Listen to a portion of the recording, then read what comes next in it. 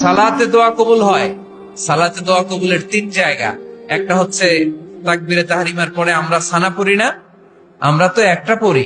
আল্লাহর হাবিব সুন্নাহ এবং নফল নামাজে আরো পড়তেন সানা, ওই দোয়া কবুল হয়। 2 নম্বর জায়গা সালাতে সেজদায় পড়ে দোয়া করলে কবুল হয়। আকরাবু মা ইয়াকুনুল আবদু মির রাব্বিহি ওয়া হুয়া সাজিদ ফাকসিরু ফীহি দুআ।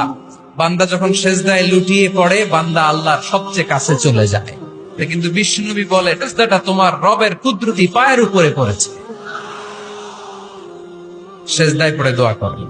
সালাম ফিরানোর আগে বিশ্বনবী দোয়া করতেন, লা ইউসাল্লিমান্না আহাদুকুম হাত্তা ইয়াতাআওয়াযা মিন আরবা'a। আল্লাহর হাবিব বললেন 4 জিনিস থেকে পানাহ না আছে আমার কোন উম্মত যেন সালাম না ফিরায়।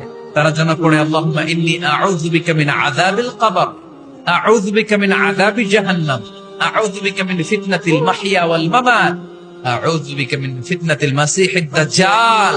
আল্লাহ কবরের আযাব থেকে বাঁচাও, আল্লাহ জাহান্নামের আগুন